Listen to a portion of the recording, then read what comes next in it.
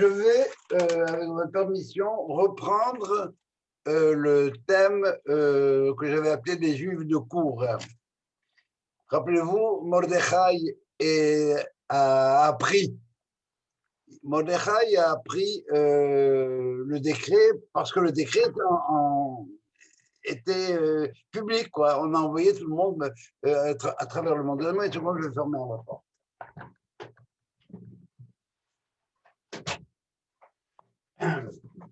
Et elle envoie donc un messager à Esther. Alors, ce qui est intéressant, c'est que quand on demande, quelqu'un pose la question, comment est-ce que Mordechai a appris? Alors, c'est clair, c'est écrit dans le livre. Il a appris, il a appris par le décret, quoi. Seulement, il y a une chose en plus qui est écrite, c'est que il lui a parlé du problème de l'argent. Parashat HaKesef, rappelez-vous, lorsque Haman a demandé à Assuérus, il dit, moi, je vais verser 10 000 cycles d'argent dans ton trésor. Parenthèse, Menditou dit, il explique cette phrase-là de la manière suivante, il dit que le roi pourrait lui dire, tu sais, mais les Juifs, ça représente une puissance économique. Et Mordechai et Haman répond, t'inquiète pas, ça je m'en occupe, voilà 10 000 cycles d'argent, je te les donne et puis on n'en parle plus. Et on règle ce problème-là. Bon, alors Mordechai, Assuérus, le général, lui a dit, garde l'argent et fais du peuple ce que tu voudras. Donc, donc, il lui a dit, et il a supplié d'aller voir le roi pour lui demander de sauver les Juifs. Alors, la réaction d'Esther, c'est Kol Avdei HaMelech Va'am Yodaim. Alors, tout le monde sait, c'est un truc public, je ne peux pas plaider l'ignorance, d'autant plus que je suis sur place. Tout le monde sait que si tu te pointes là-bas, eh bien, quelque part, tu transgresses l'histoire du roi, tu transgresses les ordres du roi, et la seule façon que tu vas t'en tirer, c'est s'il te donne le sceptre. Autrement dit, première remarque de Esther, c'est que tu veux que je risque ma vie. Je ne veux pas que ça va. La règle, c'est que si tu te pointes là-bas et que le roi ne te donne pas le sceptre, eh bien, voilà. Mais, et ne faut pas imaginer que j'ai tellement de pouvoir, Coco. Hein. Ça fait 1 mois que je n'ai pas été appelé par le roi. Alors, mieux vaut attendre une meilleure occasion. Bon, ça fait 1 mois, il ne m'a pas vu. Bien sûr, il ne suçait pas le pouce pendant ce temps-là. Mais entre-temps, voilà. Mais tu sais quoi, c'est mieux. Attends un peu. Je vais chercher une meilleure opportunité. Mais ça, c'est un leurre. Parce qu'une meilleure opportunité, ça veut dire quoi? Ça veut dire que, excusez-moi, je vais employer des images triviales peut-être, mais le roi, quand il est avec Esther, il ne veut pas entendre parler de politique. Il n'en a rien à faire des Juifs. Il est avec Esther pour la rigolade. Alors, ne veut pas imaginer quoi que ce soit. Alors, ne veut pas imaginer que ça peut changer. Il n'y a rien qui va changer si tu ne bouges pas maintenant. Et à ce moment-là, Mordechai renvoie le messager. Et voilà ce qu'il lui dit. Il lui dit ne pense pas une seconde que tu pourras rester en place. Ne pense pas que tu pourras maintenir ta position et que tu resteras en vie.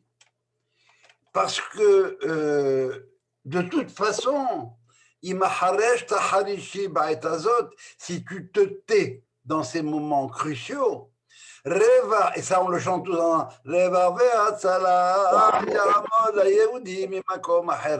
le salut viendra d'un autre endroit. Et les Midrashim nous disent la chose suivante, magnifique, ils disent que, tu sais, le roi, il a plusieurs cordes, Dieu a plusieurs cordes à son arc. Alors, par exemple, il pourrait envoyer un autre roi qui irait détruire tout le royaume d'Assuérus. Et qui c'est la première qui va être détruite? Eh bien, c'est la compagne du roi. On n'en parle plus, on règle le problème comme tel. Alors les Juifs, avec ou sans toi, seront sauvés.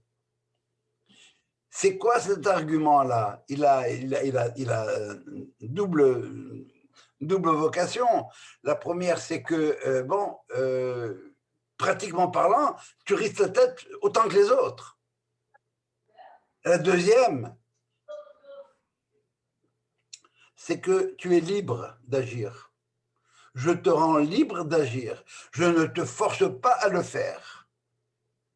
Parce que si je te force à le faire, eh bien, tu ne feras pas ce qu'il faut faire, tu seras simplement un pantin qui continuera à agir et à exécuter des ordres comme tel.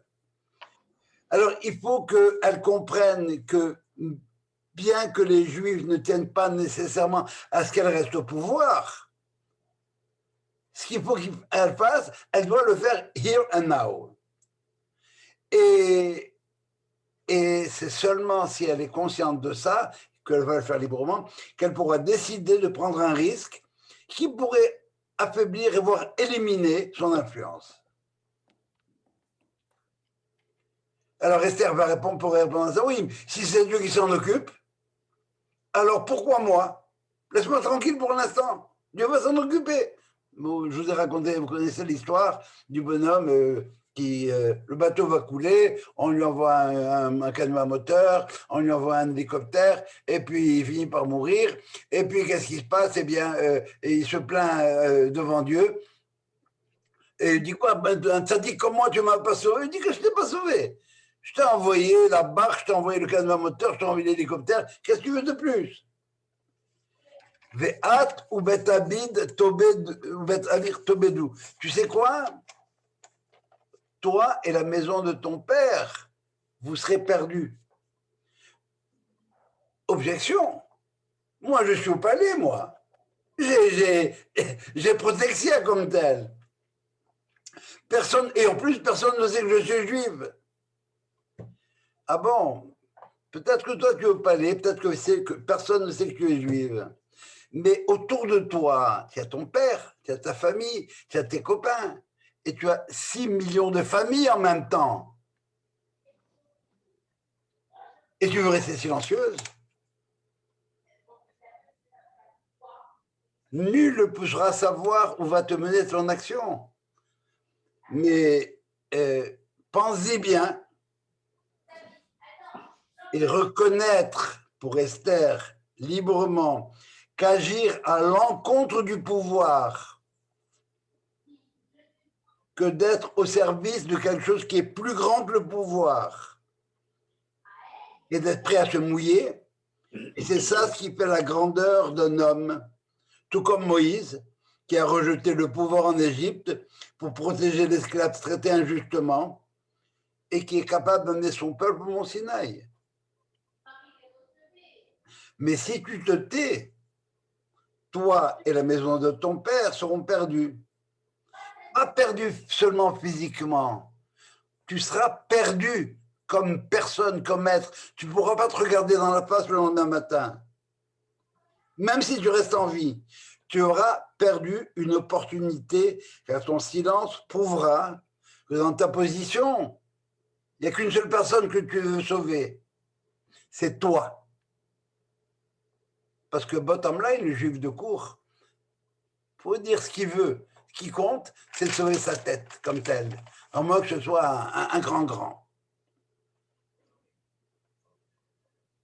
La preuve que tu vis en juif, c'est que quand tu es capable de t'opposer à ce que l'État demande, parce que tu considères seulement ce qui est juste, comme Abraham qui a tout perdu en se posant à Nimrod, etc. Et c'est seulement à cette condition que Esther, qu'elle réussisse ou non, réussira à se sauver elle, à se regarder dans la face. Sinon, elle ne sera qu'au service des idoles, et comme on dit dans le Hallel, ils ont des yeux et ne voient pas, des oreilles et n'entendent pas, une bouche ne parle pas, et un nez et ne sentent pas. Et alors, c'est ça que Esther comprend finalement. Le changement de pouvoir Mordechai Esther provient de la prise de conscience de Esther. J'ai compris que j'ai un rôle à jouer. Il y a combien de gens ont un rôle à jouer? Combien de gens ont la possibilité d'eux et ils n'osent pas? Alors à ce moment-là, elle qui n'a rien demandé toute sa vie, elle rompt complètement avec sa politique jusqu'à présent, docile envers tout le monde, souriante, namassidi, tout ce que vous voudrez. C'est seulement lorsqu'elle a compris cette chose-là, qu'il y a quelque chose de plus grand que elle, personnellement, qu'elle est capable, à ce moment-là, d'appeler Mardoché et de switcher et de dire, hop, tu sais quoi, va, on dit que les Juifs sont répartis un peu à travers le monde, on va les rassembler. On va les rassembler. Et le texte continue, Vayahabor Mordechai. Alors ça veut dire, Vayahabor, ça veut dire il est passé outre. Et ou bien, Vayahabor, ou bien il est passé. Pourquoi il est passé? Parce que c'était Pessah. Elle lui demande de jeûner pendant 3 jours. Quoi, on jeûne pendant Pessah? On est en train de parler de la vie des Juifs. C'est Pikuach Nefesh dont on parle maintenant. Qu'est-ce que tu viens me parler de Pessah? L'année prochaine, il n'y aura pas de Pessah parce qu'il n'y aura pas de Juifs.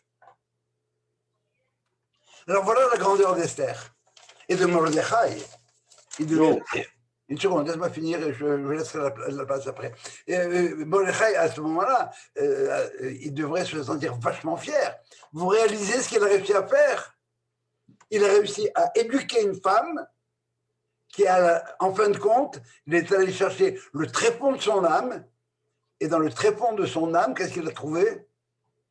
Qu'il y avait une vraie âme juive qui est capable de, comme tous ceux qui ont fait ce qu'on appelle mourir pour Kiddush Hashem, qui ont fait un Kiddush Hashem, ils étaient prêts à rentrer dans les chambres à gaz en chantant Am Israël Chai.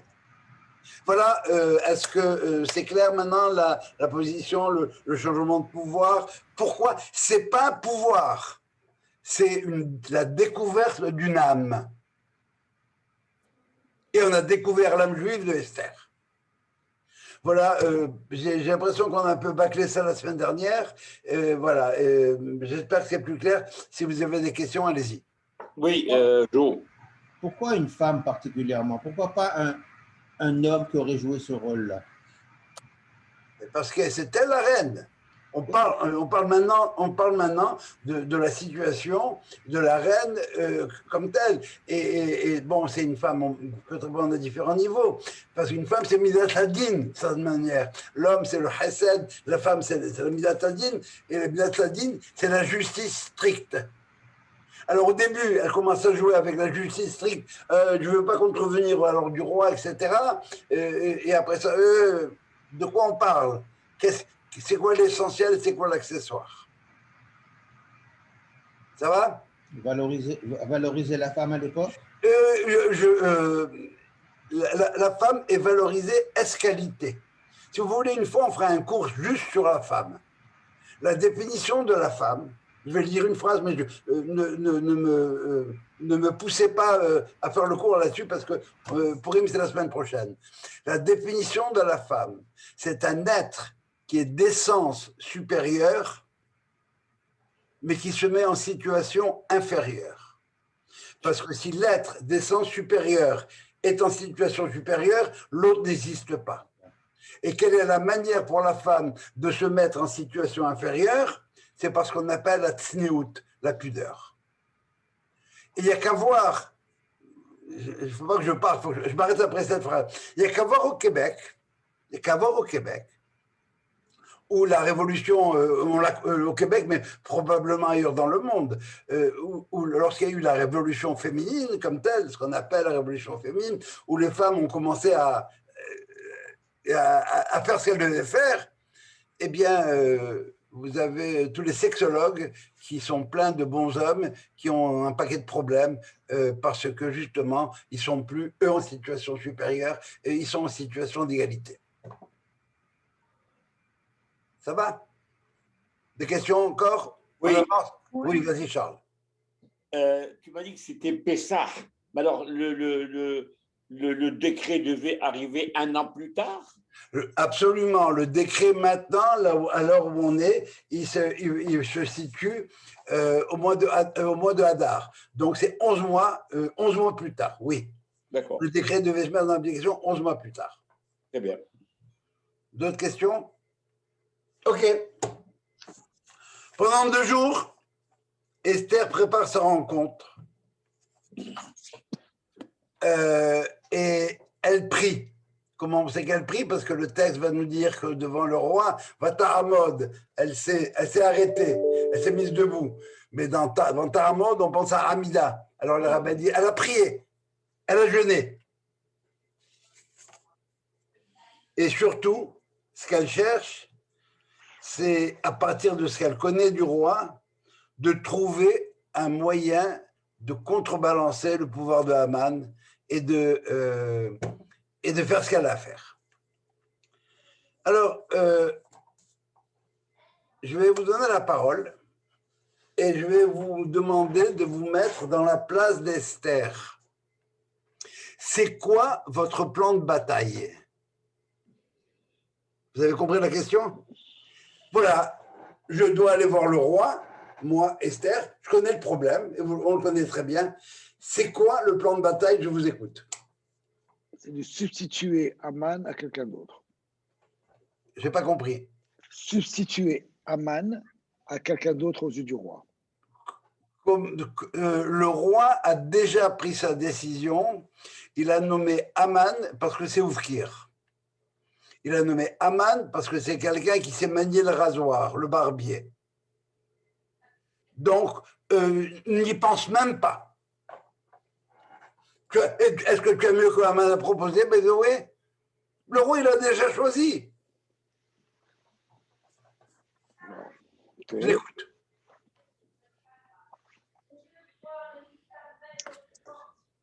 Et moi? Ben attends, il n'y a pas Moi, de je substitution. Moi, je Allez, crois que allez. Alors, on y va. Jacques, c'est Jacques qui voulait. Pardon. Charles, Sylvia et Moïse. Moi, je pense que la première tentative qu'elle va faire, c'est de se faire accepter et de trouver une stratégie pour pouvoir parler au roi et l'approcher, parce qu'il risquait de se faire remballer. Mais c'est quoi? C'est ça ma question. C'est quoi la stratégie? C'est quoi le plan? Sylvia. Elle doit s'arranger pour faire venir Haman et le faire déconsidérer en face de Assuarus. Tu viens de toucher un petit peu, c'est pas mal. Oui, tu as dit l'essentiel. Je vais le reformuler différemment tout à l'heure. Oui, Moïse. Moi, je pense qu'elle doit charmer d'abord le roi. Non, le roi, il aime. Le roi est amoureux de Esther. Le charme doit charmer pour qu'il ne la tue pas sur place. Ah bon, d'accord. Ensuite. Est-ce qu'elle ne veut pas essayer de lui mettre un doute dans l'esprit de Ahasveros, le doute que ce n'est pas exactement Haman que ça lui prend, c'est quelqu'un d'autre. Tu as dit la même chose que Sylvain. C'est ça. Ok, mais bon, je vais vous. Exactement ce que j'ai dit. Oui, je vais faire un truc, je vais faire un parallèle avec ce que nous vivons aujourd'hui, depuis quelques années. Que font les ennemis d'Israël? BDS. Non, des guerres pourquoi? Qu'est-ce qui va justifier leur guerre? Rien. Non, de leur point de vue, non. La haine des Juifs. Quoi? Non, ça, c'est pas politiquement correct. Il faut quelque chose qui soit cohérent.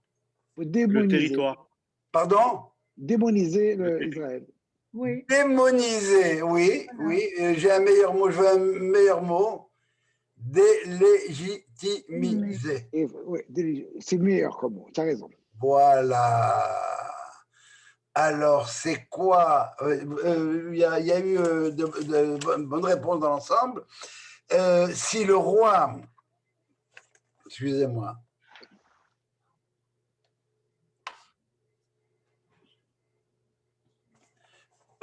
D'abord, trouver un moyen de montrer au roi qu'il n'aura en fin de compte aucun intérêt à tuer des Juifs. Parce que le roi n'a jamais dit à Haman de tuer les Juifs. Oui. Il lui a dit, tu leur fais ce que tu veux. Il a donné carte blanche quand même. Carte blanche, c'est vrai. C'est vrai que dans le décret, il y avait écrit de les détruire, etc. C'est vrai aussi. Mais si le roi considère que la nomination de Haman est cruciale, ce serait contre-productif que de l'importuner avec des problèmes qui pour lui n'ont pas tellement d'importance. Qu'est-ce que vous me parlez des Juifs là? J'ai d'autres chats fouettés moi. Et puis de toute façon, les sources de politique, c'est pas moi qui les règle, c'est Haman. Il faut discréditer Haman et faire en sorte que Assuérus sente qu'il a quelque chose à perdre en l'écoutant aveuglément. N'oubliez pas, Ahasverosh ne fonctionne que par intérêt. Quel intérêt tu as? Qu'est-ce que ça t'apporte de tuer les Juifs? Eh bien, mais Haman a décidé, Haman, eh bien, parlons-en un petit peu de ce Haman-là. On va voir qui c'est vraiment ce Haman-là. If you can't, comment on dit habituellement? If you can't fight them, join them. Yeah. Hein? Mais là, c'est l'inverse. C'est la réciproque. If you can beat them, join them. Yeah, oui. Mais if you can't join them, yeah. Fight them. Voilà. Elle ne peut pas embarquer avec Haman. Donc, ce qu'il faut, c'est combattre Haman.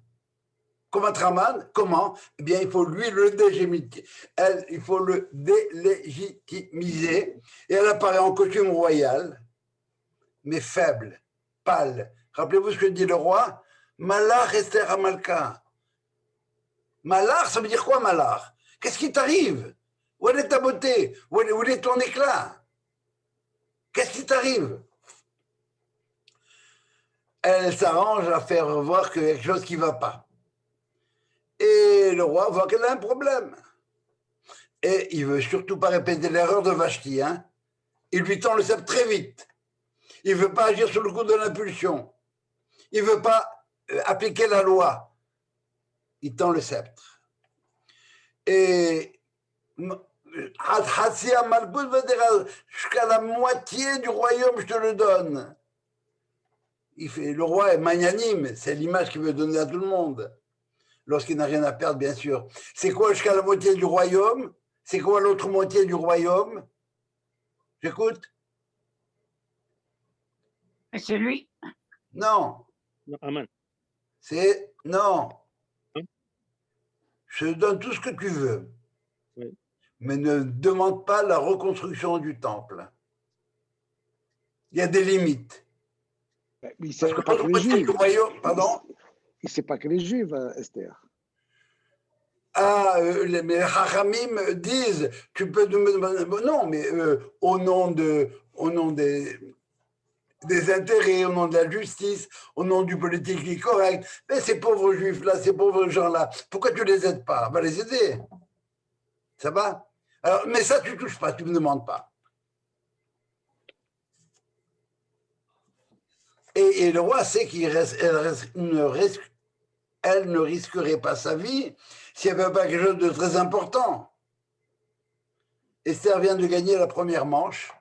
Le roi la trouve sympathique, belle, lui tend le sceptre et il renouvelle ses vœux.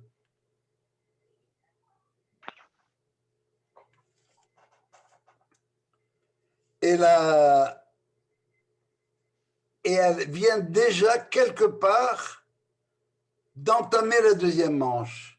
Qu'est-ce qu'elle lui dit? Yabo Hameler Vehaman Hayom El Hamishté, que le roi et Haman viennent aujourd'hui pour le Mishté, Hachel Asiti Lo. Écoutez bien, que je lui ai fait. C'est qui lui? Haman. Ah non, le pshat, c'est pas Haman. Que le roi et Haman viennent. Mais j'ai pris moi, Esther, dans la tête de n'importe qui. Bon, c'est pour le roi. Entre le roi et Aman, c'est le roi que je choisis. Mais je lui ai fait à lui. Par opposition à ce qu'elle va lui dire ce soir au Michté, vous revenez demain pour le Michté, que je vais vous faire à vous deux. Mais à qui elle dit que je lui fais à lui? À qui elle dit au roi? Alors la phrase est comme ça. Yabo Hammeler ve'Aman Hayom, que le roi et Aman viennent aujourd'hui, El Hamishté, au festin que je lui ai fait, que le roi vienne au festin que je lui ai fait, mais le lui peut se lire comme tu as lu, comme ça, rapidement, à Haman. Donc, voilà. Et le soir du banquet, c'est sympathique ça. Il faut qu'on le lise. On va le lire. Où est-ce qu'il est mon bouquin? Bon, eh ben. Ah oui, il est là. Le roi, voilà, on est au banquet maintenant.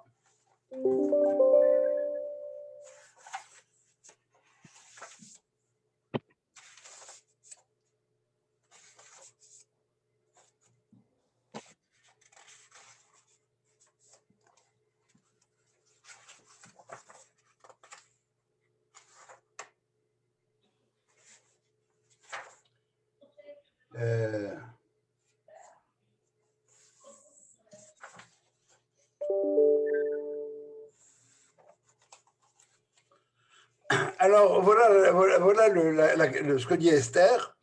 Le soir, hein, on est quatre, hein, on est trois. Esther, le roi et Aman. Ma chère terre, c'est quoi ta demande? Je l'agrée tout de suite. Ou ma bakachatesh, c'est quoi ta requête? Jusqu'à la moitié du royaume. Alors, ce sera fait. Alors, je vais dire en hébreu, Vataran Esther Vatomar. Regardez la lenteur et le bégaiement d'Esther.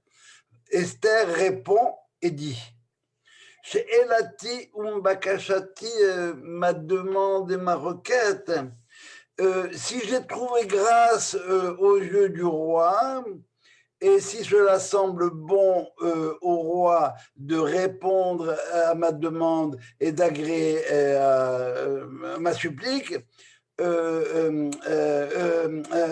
Yabo Ameler ve Aman, que le roi et Aman viennent pour le Michté que je vais leur faire.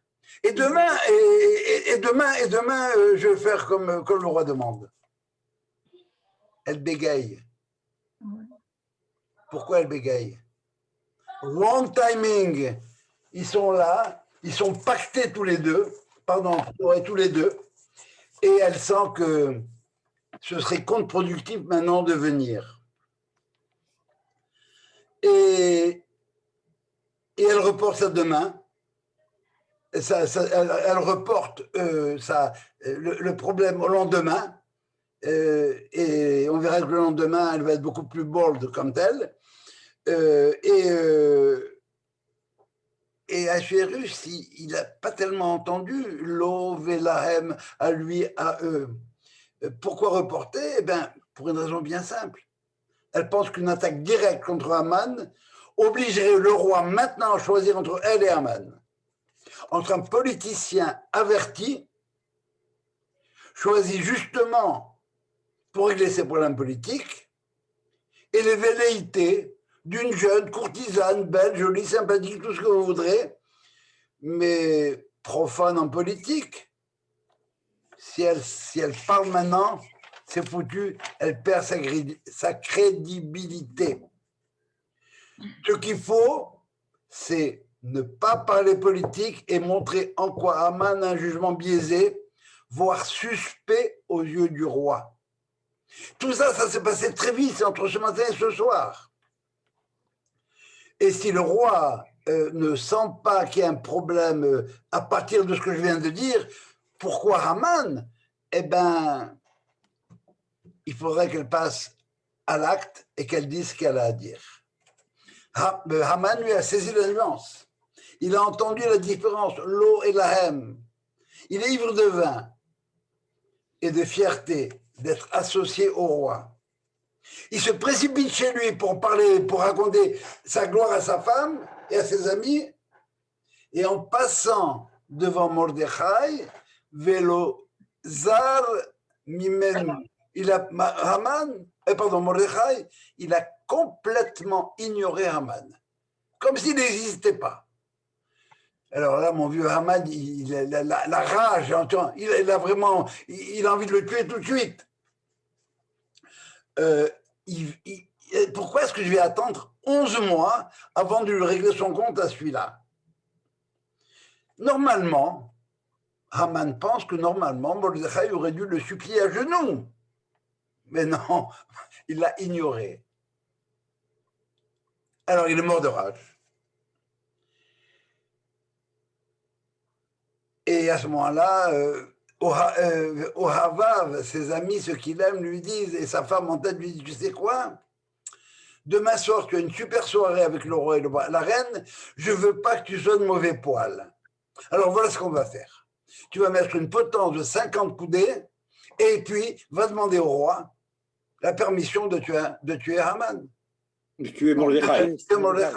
Va lui demander, parce qu'il a beau avoir du pouvoir, mais il ne peut pas se pointer comme ça et pendre Mordechai comme tel. Ça ne se fait pas, vous comprenez? C'est trop personnel. Ce qui doit primer, c'est l'intérêt du roi. Alors, la potence, elle a un double avantage, c'est que premièrement, tu te débarrasses du rival comme tel de Mordechai, et ce Mordechai-là, c'est pas, il se postane pas devant toi seulement, mais si ça se trouve, il fait du racolage, il fait du porte-à-porte, il explique aux gens que, vous voyez ce qui se passe, etc. Il commence une mini-révolution, et très discrètement, les gens n'embarquent pas, parce qu'ils risquent leur tête comme tel. Et deuxièmement, c'est quoi le deuxième avantage? J'écoute. Mais il fait peur aux Juifs. Il leur envoie un signal comme quoi le système, ça commence. J'ai pas entendu.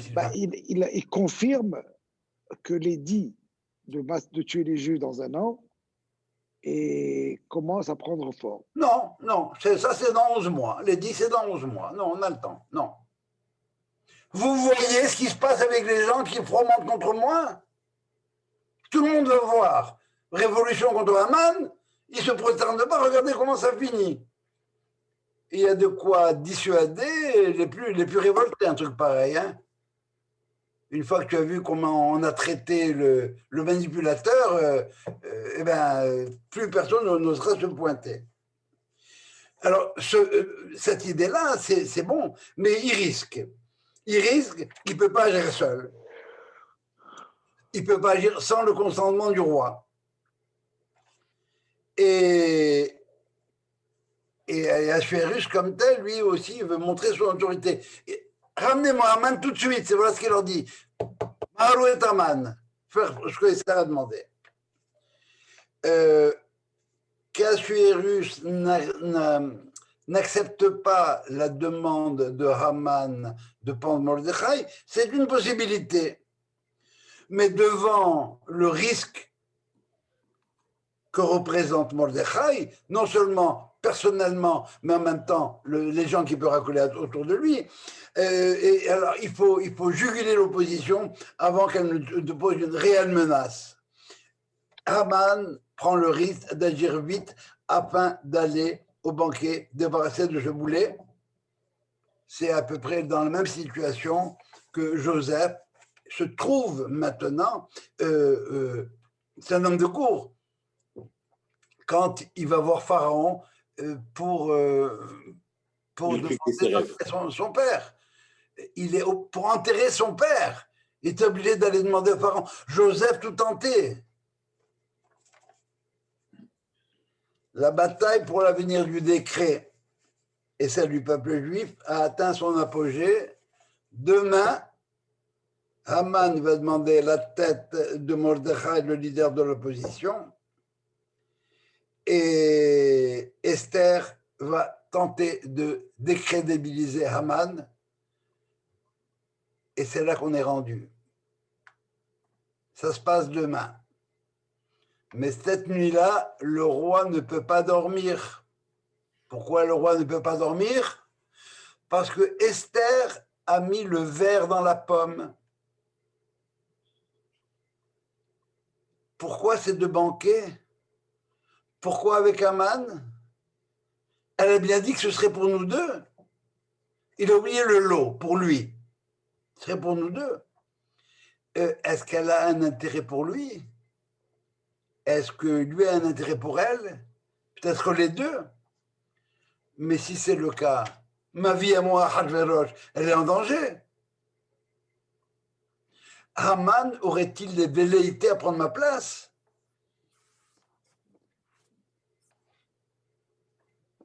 Les plus grandes frayeurs d'Ahasverosh, c'est de perdre son trône et sa femme. Et Haman était nommé pour le protéger contre ce genre de problème. Mais est-ce que c'est pas un rival? Est-ce que ma vie à moi, Ahasverosh, n'est pas en danger? Et Ahasverosh commence à mesurer la faiblesse de sa position politique dans laquelle lui-même s'est mis. Jusque-là, il y avait tout le monde qui donnait son avis pour essayer de gagner la faveur du roi. Maintenant, il n'y a plus de compétition, il y a un pouvoir absolu. Et c'est Haman qui a à la limite le pouvoir absolu. Et donc, on pourrait se passer du roi. Est-ce que ce que j'ai fait, est-ce que c'est bien? Est-ce que peut-être que je ne devrais pas avoir quelqu'un pour suivre Haman? Il y a déjà eu une tentative d'assassinat, je ne me rappelle pas très bien là. Si vous voulez bien, apportez-moi le livre des Chroniques. Et dans le livre des Chroniques, qu'est-ce qu'on trouve? Eh bien, que ce n'est pas Haman qui a déjoué le complot, mais un juif qui lui a sauvé la vie. Et Haman a bien dit une chose, ça ne vaut pas la peine pour le roi de Enchavel et Alihan, ça ne vaut pas la peine de le laisser vivre. Qu'est-ce qui se passe? Et peut-être même que Haman faisait partie du complot, d'un complot que les Juifs a fait qu'un Juif a fait avorter. Et que ce maniaque du contrôle commence à s'immiscer dans mes affaires, mes banquets, ma femme et quoi d'autre? Et en ruminant tout ça, il réalise qu'il y a dans son entourage des supporters. Par exemple, Mordechai. Mais ce sont des supporters qui sont anonymes. Mais c'est des supporters qui seraient probablement plus loyaux et plus fiables que Haman.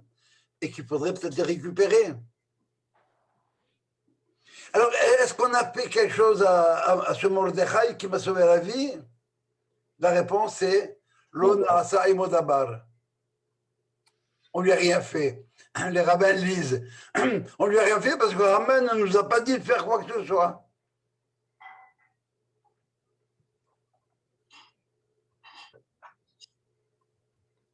Il y a encore des anonymes qui peuvent être utiles.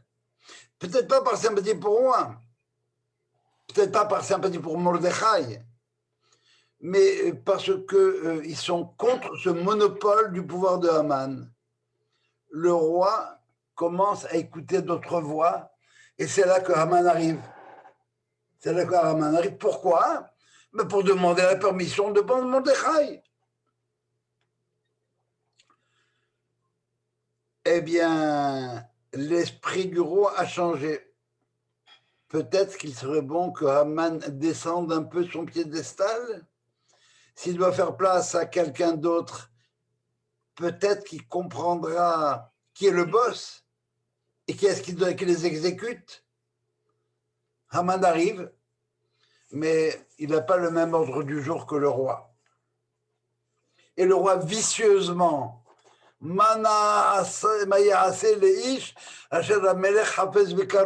qu'est-ce qu'on peut faire, qu'est-ce qui doit être fait à un homme que le roi veut honorer?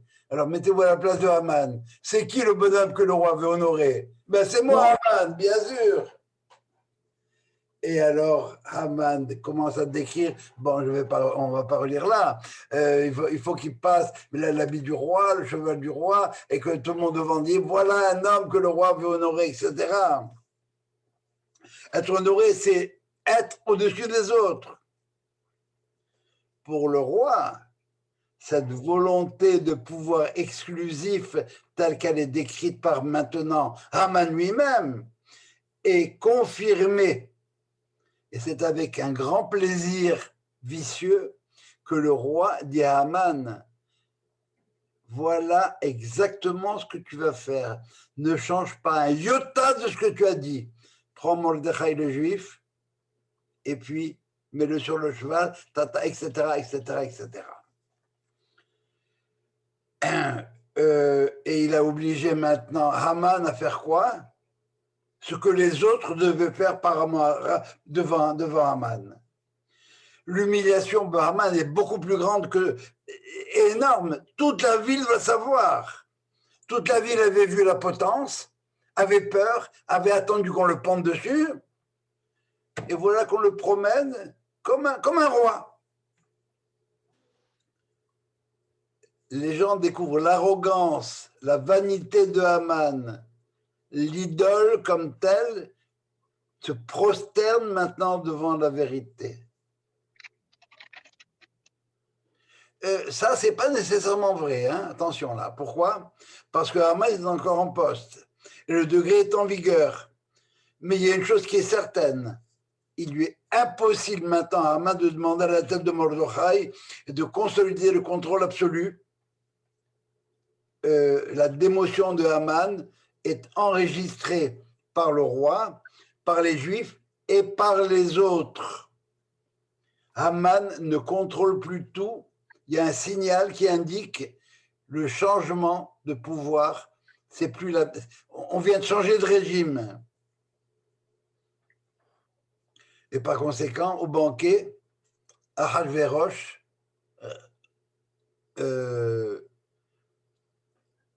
bon, entre-temps, il est allé raconter sa femme. Et après, il est allé voir sa femme. Et là, le texte nous dit, il a réuni Hachamav, plus ses amis, ses conseillers. Et qu'est-ce qu'on lui dit? Si c'est un juif, fais gaffe. Tu ne vas pas gagner. Tu vas finir par tomber devant lui. L'éternité du peuple juif. Alors, au banquet, le roi demande, réitère sa demande. Et cette fois-ci, Esther n'hésite pas. Elle a répété le scénario 100 fois. Alors voilà, c'est clair. On va le lire.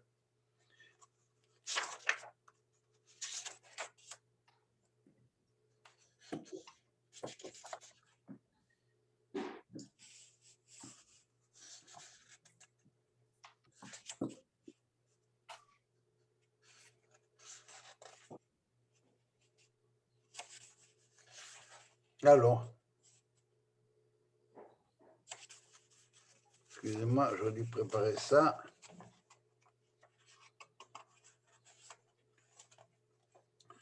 Alors, même question qu'hier, la même chose.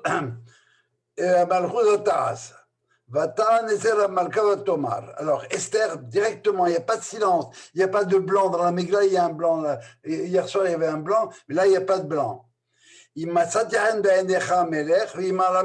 Toujours même formule. Si je trouve grâce à ses yeux, et si toi, tu trouves la chose juste.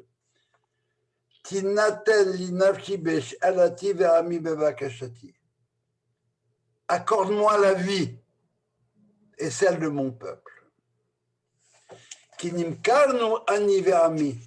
On a été vendus. Les Hashmid, l'Harog ou l'Abed, d'être détruits, tués et perdus. Et si on avait simplement été condamné à l'esclavage, je me serais tu. Les rabbins expliquent, parce qu'on l'aurait mérité. L'esclavage peut-être, mais la mort c'est différent. Je me serais tu parce que je ne veux pas t'importuner avec des petites choses. Silence. Le roi, il se gratte la tête. De quoi on parle? Le roi à la reine, Mirouzé, qui c'est celui-là? Qui est-il? Asher melao libo la'asot ken, que son cœur a poussé à faire une telle infamie. Ah, soudain, il a des scrupules, M. Harverosh. Il craint pour sa tête. Mais c'est une infamie aux yeux de tout le monde. Et Esther n'hésite pas. Va Tomer Esther, on n'entend pas en général parce qu'il y a trop de Harur Haman. Ish, un homme, tsar, méchant, ve Oyeb, ennemi, Haman, ce Haman, Hara, mauvais, celui-là, Azé. Haman, Hara, Azé. C'est intéressant de voir qu'est-ce qu'elle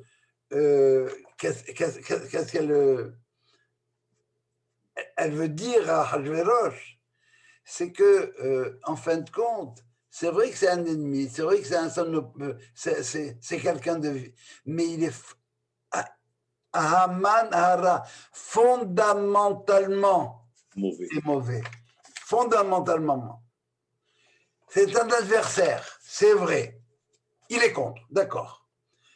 Ve'oyeb, c'est un ennemi. Il veut détruire, d'accord. Mais intrinsèquement, il est mauvais. Au lieu de s'occuper de l'intérêt du roi, il embarque Ahasverosh dans un génocide pour régler ses comptes personnels. Et là, c'est straight. Tac. Elle a appris son texte par cœur, elle le connaît, elle l'a sorti avec l'emphase et tout ce qu'il fallait. Mais est-ce qu'elle savait à ce moment-là que Ahasverosh, il avait consulté les archives et qu'il avait découvert non. Attends, excuse-moi, je vais répondre trop vite. Tout le monde sait que Haman a promené Mordechai dans la ville. Mais d'où ça vient, on ne le sait pas. Tu comprends? Ce qu'on a dit, simplement, voilà un homme que le roi veut honorer. Autrement, il n'y a plus que Haman. Ce n'est pas plus seulement Haman qui est en haut, il y en a un autre. Ça va? D'où ça vient les archives, peut-être qu'elle le sait, peut-être qu'elle ne le sait pas, mais le résultat, elle le connaît. Alors le roi ne décide rien sur le champ, mais accepte l'avis de M. Harbona, qui apparaît soudain pour aider. C'est qui Harbona? Vous vous en souvenez peut-être, il fait partie des 7 conseillers qu'il y avait pour l'histoire de Vashti. Mais il a disparu, parce que c'est la première fois qu'on a un autre nom que Haman depuis la nomination de Haman. Mais il est au courant de tout. Il a avalé la pilule Haman. Il n'a pas pris position pour le clan Mordechai, attention là. C'est parce qu'il a intérêt de Mordechai, rien à faire. Pourquoi? Parce qu'il est du côté du plus fort.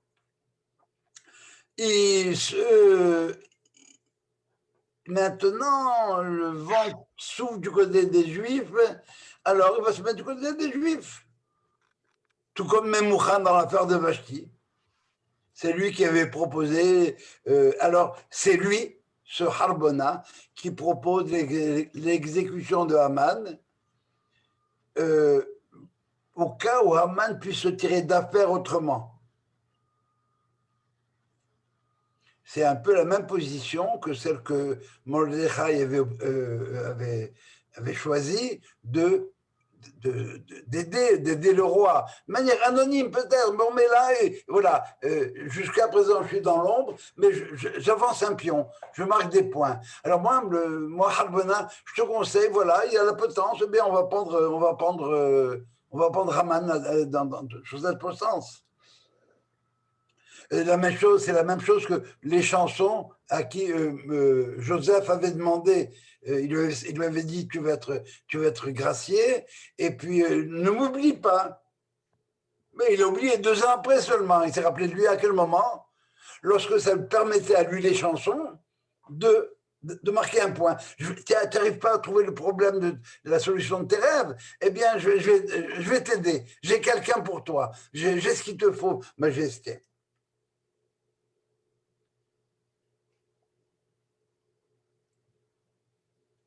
qu'une telle attitude soit motivée par le bien-être des Juifs, moi je n'y crois pas et vous non plus.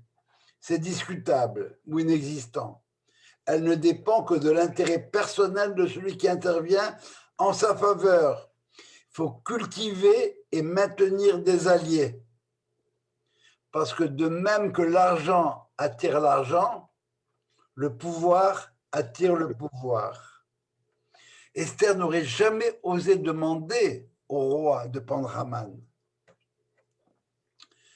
Et Esther, profitant de la direction du vent, eh bien, tu sais Mordechai, eh bien, c'est mon cousin germain. Je ne l'ai pas dit, parce que ce n'est pas important, mais maintenant qu'on est là, je te le dis. Alors, Mordechai hérite de la bague du roi, des possessions de Haman, pour bien montrer ce qu'il a été, bien plus que pour montrer la sympathie ou le respect des Juifs. Le roi, il va être sympa avec Mordechai, pas parce qu'il aime les Juifs. On va marquer la démotion de Haman avec bague et propriété et pouvoir. Et il n'y a plus de Haman. Haman vient de disparaître. On revient à l'ancien régime. Le régime des conseillers, où j'ai 50 avis devant moi et je choisis le moins mauvais. Mais attention, il n'y a pas de proclamation qui mettrait le juif Mordechai, au-dessus des autres princes ou ministres. Mordechai devient une voix importante, mais parmi d'autres. Et toute cette histoire n'a duré que 1 mois. Mais les Amalécites sont encore là pour faire appliquer le décret. Qu'est-ce qu'il y aura? Comment ça va marcher? On a fini, on a réglé le problème immédiat, on a éliminé Haman, mais il y a encore un décret. Et comment on s'en sort? Eh bien, vous le saurez en suivant le cours de la prochaine. les épisodes 8 et 9, la 10 à 3 lignes. Eh bien, voilà, vous aurez envie peut-être de... Alors, quelle est la stratégie qui est derrière tout ça? Alors, je ne sais pas, vous voyez, il n'y a pas de... Il n'y a pas de bondieuserie. C'est une méthode politique qui existe à travers le monde. S'allier au pouvoir sans trop se commettre, et quand le pouvoir ça ne va pas, eh bien on dit non. On va avec le vent. Voilà. Est-ce que vous avez des questions, des remarques, des objections, des commentaires? J'ai l'impression que tu lui accordes beaucoup de gloire à cette Esther, parce qu'à l'origine, on pensait que c'était son oncle qui l'a manipulée, qui l'a conseillé, qui lui demandait d'agir. Et là, tout d'un coup, elle devient comme une femme maîtresse d'elle-même, elle est politicienne, elle prendre comment dirais-je, la défense du peuple juif. Si tu as un mentor que tu suis aveuglément, ça va? Aveuglément. Et qu'à un moment donné, ce mentor vient te voir et te dit que d'agir contre tes intérêts du moment. Le mentor que tu as eu t'a permis d'acquérir les richesses que tu as réussi à acquérir et la position que tu as réussi à avoir. Ça va? Ce mentor vient te voir maintenant et te dit, tu sais, eh bien, il faut que tu ailles voir le roi et que tu lui dises que ce qu'il fait, c'est pas bien. Alors à ce moment-là, tu es confronté avec toi-même. Est-ce que j'écoute mon mentor et qui, lui, va me dire le contraire de ce que j'ai toujours fait pour en arriver là où je suis, ou bien est-ce que tu vas te poser des questions? Je ne te suis plus aveuglément, monsieur le mentor. J'ai des objections à ce que tu me demandes de faire. Et en fin de compte, ce que tu me demandes de faire est contre-productif. Si j'ai réussi à obtenir ce que j'étais, c'est parce que j'ai été nommé CEO de telle compagnie. Qu'est-ce que tu me demandes maintenant? D'aller voir le patron de la compagnie, le président comme tel, et de lui dire que ce que tu fais, c'est pas bon? Et là, tu te poses des questions. Et c'est ce que Mordechai a réussi, toujours comme mentor, à faire prendre conscience à Esther. Et par elle-même, elle est arrivée, elle a décidé et elle a agi. Mais le plan, c'est pas le plan de Mordechai, c'est le plan de Esther. Parce que c'est elle qui connaît le roi. Elle sait, elle sait sur quel bouton appuyer, à quel moment appuyer sur le bouton. Et elle a joué le jeu toute seule. Mordechai, on ne le voit plus dans cette histoire-là. Non. Il arrive, on est allé le chercher pour le mettre sur le cheval et l'habiller, etc. Ça va? Oui, Jules. J'écoute. Oui, en fait, concernant ce qui est dit sur Esther, sur la supériorité d'Esther sur Mordechai dans le récit, mettons dans le narratif, il y a une explication qui touche à la symbolique des personnages. Mais mettons, je vais essayer de faire court, mais Esther, c'est la Neshama et Mordechai, c'est le roi. Je vais t'interrompre, Jules, je vais te laisser finir parce que tu as commencé, mais ce n'est pas la direction que j'ai prise.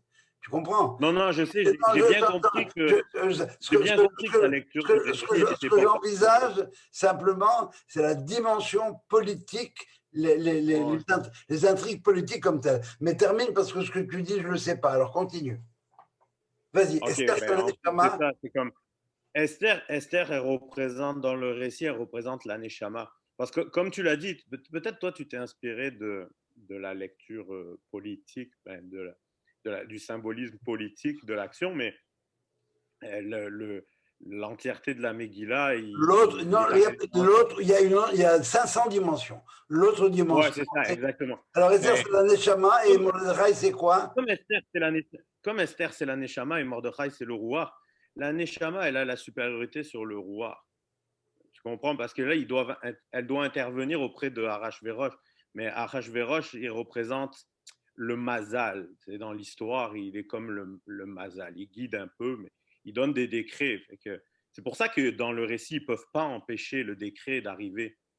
Et d'ailleurs, ça ne va pas être le point. Tu vas le dire la semaine prochaine, mais ce n'est pas en empêchant le décret qu'ils vont réussir à déjouer le plan. C'est en faisant un autre décret qui va venir permettre aux Juifs de se défendre. Non, mais ce qui a permis de faire le passage entre les deux, c'est qu'ils ont jeûné pendant 3 jours, ils ont prié pendant 3 jours, ils ont fait Teshuvah. Ils ont jeûné pendant 3 jours, ils ont prié 3 jours, donc ils ont fait Teshuvah pendant ce temps-là. Et à partir du moment où... Pardon? Et c'est la Neshama. Ça, c'est la Neshama qui s'en occupe de faire le travail le plus élevé de la Tefila. Le plus élevé de Avoda, c'est la Neshama. C'est pour ça que Mordechai, dans le récit, il arrive au début pour inspirer Esther. Il l'éduque, c'est son éducateur. Donc, il l'a éduqué et il l'a éduqué. Il lui a permis de devenir ce qu'elle va devenir après par la suite. Mais la manière qu'elle a d'éclore, c'est elle. Pour comprendre en détail ce que je viens de dire, il faudrait analyser ce que c'est que le roi, qu'est-ce que c'est que la Neshama, quel est le lien entre les deux, et ça prendra un autre 4 cours. Mais c'est pas si je reviens dans la dimension politique et que je comprends ce que tu fais. Donc, tu as une dimension politique, en fait, tu es en train de dire que c'est une manipulation de la part d'Esther, de manipuler les événements pour arriver à ses fins. Excuse-moi, j'aime pas manipulation parce que c'est péjoratif. Bon, c'est une gestion des événements. Une gestion de crise. Oui, comment? Et je rappelle ce que j'avais dit au premier cours. C'est pourquoi est-ce que le livre d'Esther est là-dedans et dans le canon biblique? C'est pour quelque part rassurer les Juifs en exil, pour leur dire que quand tu es en exil, ne pense pas que Naham Hassidi, ça suffit en permanence. Il y a d'autres façons de vivre en exil et de sortir des pires atrocités de l'exil. Donc, c'est cette dimension. Tu sais, le nombre de commentaires qu'il y a sur le livre d'Esther, il est incommensurable. Et on a choisi de voir la dimension politique. Alors, comment nous, dans la Gola, on gère la politique? Tu sais quoi? Je vous ai donné un exemple. J'avais parlé de moi, Bon, et j'étais obligé. Comment est-ce que nous, les séparés, on a réussi à être en place, mettre nos gens en place? C'est parce qu'on a embarqué dans le système. Voilà, on a joué les Mordechai et les Esther, mais on avait le bon droit devant nous. C'était correct, ce qu'on demandait était juste. Et ça va être le premier argument de Esther. Si c'est bon à tes yeux, si toi tu juges que ça c'est juste, il n'y en a rien à perdre de juste ou pas. On va le voir la semaine prochaine. Rien à perdre, mais il ne veut pas être comme étant juste. Donc, ce que je vois en fait, tu es en train de dire, Esther, elle a dit à Mordechai, vous allez faire des prières, moi je m'occupe du côté politique. Non, moi je prie aussi, je jeûne. Et puis, très bien, Mordechai lui a dit, va voir le roi. Maintenant, comment faire? Il ne lui a pas dit. Parce qu'il n'en sait pas autant qu'elle. Elle en sait beaucoup plus que lui sur le roi. Et ce qui est génial. Donc, ça veut dire que les prières toutes seules ne sont pas suffisantes. Il faut prier et en même temps agir. Et agir. Ben, le modèle de ça, c'est Jacob. Quand il va rencontrer Ésaü, qu'est-ce qu'il fait? Il fait 3 choses. Il envoie des cadeaux. Ça va? Il prie. Il se prépare à la guerre. Ouais. Quand Moïse est sur la mer devant, la mer et les Égyptiens derrière, qu'est-ce que Dieu lui dit? Matisra Kelai, pourquoi tu pries? Quand tu pleures, c'est pas le moment de prier, bouge, avance. Et c'est clair ça. Donc c'est l'action en même temps. Il y a une phrase qu'on lit tous les jours, Rabot Mahashabot Belevi. Il y a plusieurs idées dans la tête d'un homme. Va'asat Hashem itakum. Et le conseil de Dieu, la volonté, le plan de Dieu, c'est celui-là qui va se réaliser. Mais il y a une autre lecture. Va'asat Hashem, c'est en même temps un conseil. Le conseil de Dieu, c'est takoum, lève-toi. Ouais. Tout à fait d'accord. D'autres questions, remarques? Oui, j'ai juste un détail. Écoute, comme on sait, dans un autre ordre d'idées, tu sais que Talmud a beaucoup influencé des fables de La Fontaine. Je m'imagine Machiavel en train de lire le Megillat Esther, ou découvrir Megillat Esther. Est-ce que c'est pas ça qu'il a inspiré dans son prince, tu sais? Parce que c'est vraiment de la stratégie très, très raffinée. Si Machiavel avait lu Megillat Esther, il aurait su qu'à la fin de l'histoire, c'est la justice qui l'emporte. Et que les Machiavel, Haman, Hitler de ce monde-ci ne tiennent pas le coup longtemps. Parce qu'en fin de compte, il y a l'optimisme juif qui dit que l'optimisme juif, c'est de croire qu'en fin de compte, que l'homme est fondamentalement bon. Qu'en fin de compte, il est capable de voir le bien devant lui, et bien il va adhérer avec le bien. C'est ça. Ben, si tu penses que Machiavel s'est inspiré d'Esther, c'est qu'il a mal lu. De Megillat Esther. En fait, je vais plus loin que ça. Je dis que dans Megillat Esther, il n'y a pas qu'Esther. Il y a un enjeu, il y a une politique, il y a des joueurs, et il y a Haman. Et Haman, c'est qui? C'est lui que j'identifie à Machiavel. Et dans sa comment dirais-je, dans sa mécanique à lui, est-ce que ce serait pas, je sais pas, en fait, c'est un questionnement. Bon, enfin, je te dis simplement que si Machiavel avait lu Megillat Esther comme il fallait, eh bien, il aurait pas été Machiavel. Parce qu'en fin de compte, il savait qu'il perdait, c'est fini. Et tout le Machiavel de ce monde, en fin de compte, c'est qu'en fin de compte, le bien finit par, même si Dieu n'est pas présent. Exact. Enfin, quand Dieu n'est pas présent, oui, ça veut dire que c'est pas dit que Dieu n'existe pas, hein, que Dieu n'est pas visible, qu'il y a Hasarat Panim, qu'on est en temps où la prophétie a disparu. Et toi, Dieu t'aidera. Oui, donc ça, c'est la suite de ce qu'on a dit tout à l'heure, absolument, oui. Mais la grandeur d'Esther, c'est quand même qu'à un moment donné, c'est elle qui dirigeait toute la stratégie. Oui. Ça s'appelle pas Megillat Mordechai, ça s'appelle Megillat Esther.